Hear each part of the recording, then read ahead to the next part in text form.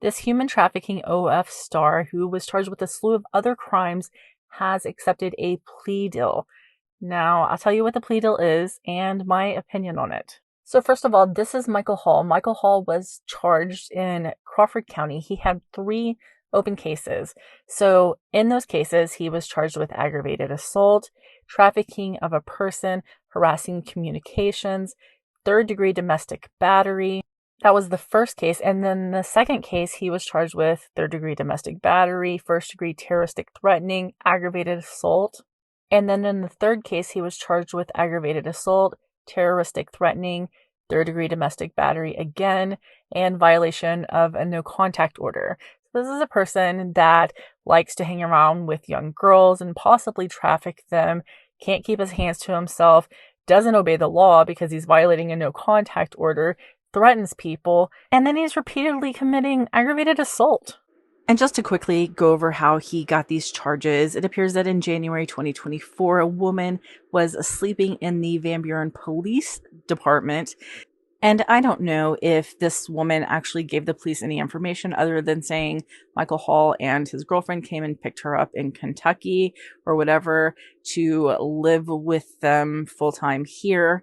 Now she was here like a day whenever Michael Hall was abusing his girlfriend, and this lady eventually was like, okay, that's enough, leave her alone, and tried to kind of get in the middle of Michael Hall abusing his girlfriend, and Michael Hall got mad and was like, you can get your stuff and get out. The woman didn't have any place to go, really, so she went to the police department. Then in May, the girlfriend, AP, contacted police. AP contacted police saying that Michael Hall had beaten her. He had a history of being physically violent with her, including choking her to the point of her almost passing out, picking her up off the bed by her arm and leg and throwing her in the floor, chasing her through the house, pinning her on the kitchen floor and bouncing her head off the tile like a basketball. That's a quote. She told police that she had tried to go in the bathroom to get away from him, protect herself, and that her hands or arms or whatever was in the bathroom door, like in the way of the door closing. And he repeatedly closed the door on her hands like 10 times, that he also bounced her head off the bathroom wall repeatedly, that he would straight up punch her in the face. I mean, and choking seems like a favorite thing of his. The woman also explained to police that Michael Hall is a person that got an account on OF in 2023. He was already abusing AP at that time, and he came to AP and was basically like, we're going to start filming corn for OF. It wasn't a question. It was, we're doing this. So Michael set up an account for himself on OF, but an account was also set up for AP on OF. But all of the funds were going into an account that only Michael had access to, that was only in Michael's name. And if AP didn't want to film, well, that was too freaking bad, because Michael was going to throw a fit or beat her until she did film. And so that's where that trafficking comes from. That's what he's doing, right? That's what it's called. Then on May 29th, a woman named JM contacted a friend of hers and said that she needed help getting back to Florida. JM had been living with Michael Hall and he was abusing her. Now, when police got to the home, JM told police that everything was fine, like she didn't know why her friend called the police. But a few days later, the police were called again. They went out to the home and JM answered the door just bawling and ran to the police and told the police everything, that he had headbutted her twice, and she was taken to the police station so that she could communicate with police further. And that is when police learned that the reason JM didn't tell police what was going on a few days earlier when they were out at the home was because the police never separated her from Michael Hall.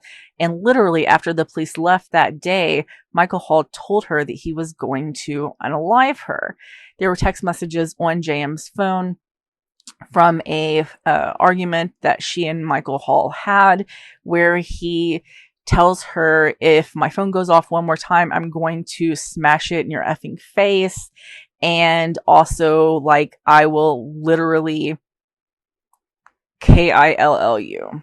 She said that he has threatened to unalive her several times, especially with a firearm, and choked her several times. Then at the end of June, a victim advocate contacted police on behalf of JM again and a friend of JM's. It seemed that after Michael Hall's arrest over the charges against JM, a protective order had been issued, or no contact order.